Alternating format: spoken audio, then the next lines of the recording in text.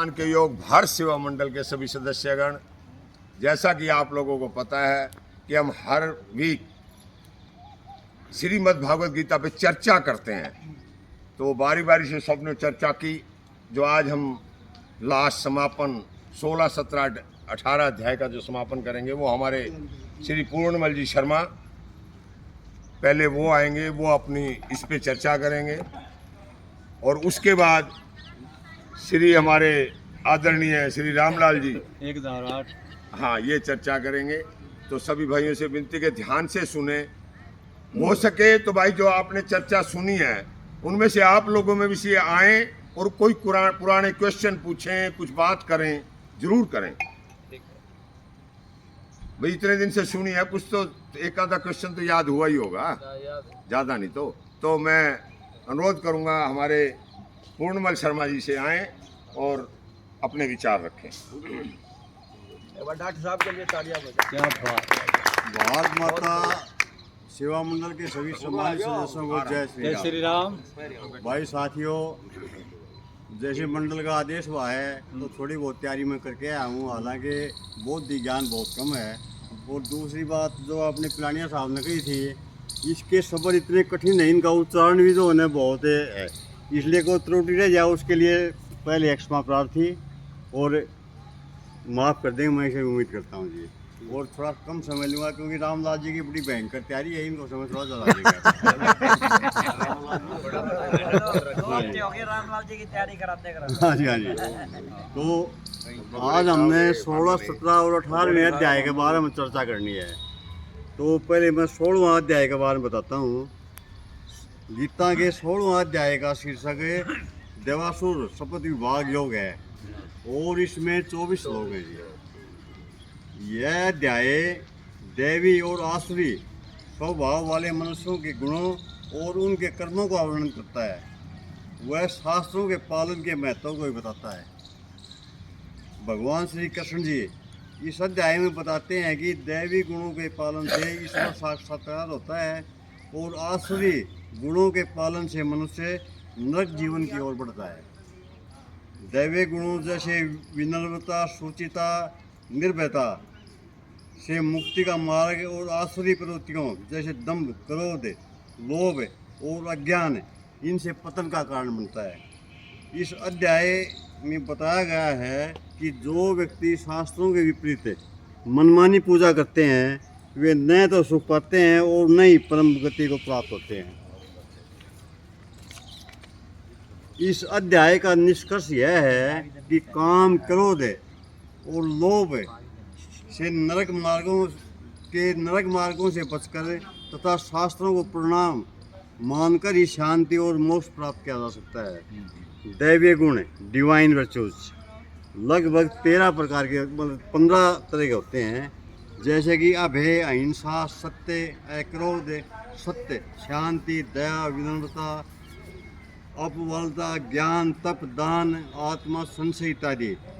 आसुरी प्रवृत्तियाँ जैसे दंभ, अभिमान, क्रोध, इच्छाएं, चिंताएं, अनैतिक, पशुबल व्यवहार इत्यादि। अंत में श्री कृष्ण जी बताते हैं कि शास्त्रों के नियमों का पालन करना आवश्यक है ताकि मनुष्य अज्ञान और मोक्ष पर विजय पा सके और अपने जीवन का सही चुनाव कर सके। इस अध्याय से हमें मार्गदर्शन और प्रेरणा मिलती है कि दैवीय गुणों को अपनाकर और आसुरी प्रवृत्तियों से बचकर ही मनुष्य सच्चा सुख, शांति और परम मोक्ष प्राप्त कर सकता है। क्या बात। ये 16वां अध्याय। 17वां अध्याय। इस अध्याय का शीर्षक श्रद्धा त्रय विभाग योग, यानी कि आस्था के 3 प्रकार के विभाजन हैं। इस अध्याय में कुल 28 श्लोक हैं। गीता का 17वां अध्याय जिसे श्रद्धा त्रय विभाग योग कहा जाता है और यह अध्याय शास्त्रिक, राजसिक और तामसिक श्रद्धा, भोजन, तप और दान के विभाजन पर केंद्रित है। इस अध्याय में भगवान श्री कृष्ण जी बताते हैं कि व्यक्ति की श्रद्धा और स्वभाव के अनुसार उसके कर्म, कार्य भी 3 प्रकार के होते हैं जो उसके आंतरिक गुणों और प्रवृत्तियों को दर्शाते हैं। यह अध्याय कर्मों के अनुसार वर्गीकृत करता है और बताता है कि कौन से कर्म मोक्ष की ओर ले जाते हैं और कौन से बंधनों का कारण बनते हैं। इस अध्याय के मुख्य बिंदु श्रद्धा 3 प्रकार की होती है। जैसे भोजन, मनुष्य की आस्था श्रद्धा जन्म से ही सात्विक, राजसिक या तामसिक होती है, जो स्वभाव पर आधारित होती है। भोजन का विभाजन, भोजन भी स्वभाव के अनुसार ही 3 प्रकार का होता है। सात्विक भोजन प्रिय, पौष्टिक और जीवन दायनी होता है, जबकि राजसिक और तामसिक भोजन कर्म से कड़वे, खट्टे, वासी और अपवित्र हो सकते हैं। तप का विभाजन, कठोर तप भी सात्विक, राजसिक और तामसिक होता है। सात्विक तप में पवित्रता, ब्रह्मचार्य और अहिंसा शामिल है, जबकि राजसिक तप में सम्मानजनक कामनाओं से प्रेरित तप होता है। दान का विभाजन, दान भी 3 प्रकार का होता है, जो सात्विक दान बिना किसी अपेक्षा के और सही स्थान पर दिया जाता है, जबकि राजसिक दान किसी भी इच्छा अनिच्छा से दिया जाता है। शास्त्र विरुद्ध कर्म, जो लोग शास्त्र विधि के बिना तप करते हैं वे दम, अहंकार व अशक्ति से युक्त होते हैं। वे अपने शरीर को मृत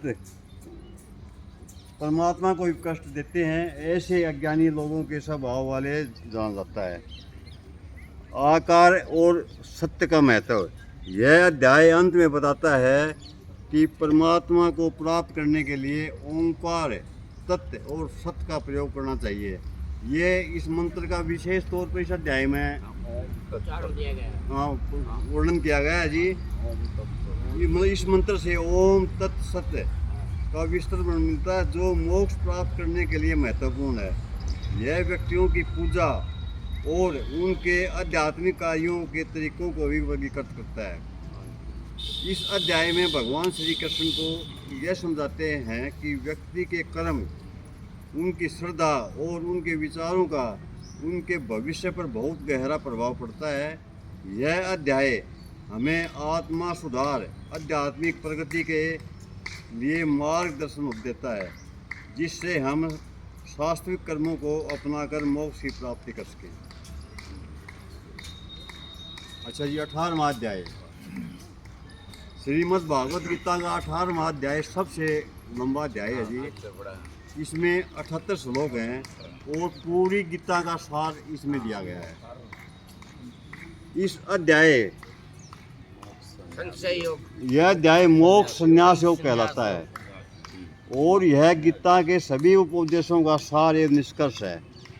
इसमें संन्यास यानी कि त्याग और निस्वार्थ कर्मों के माध्यम से मोक्ष, मुक्ति प्राप्त करने का गहन ज्ञान दिया गया है।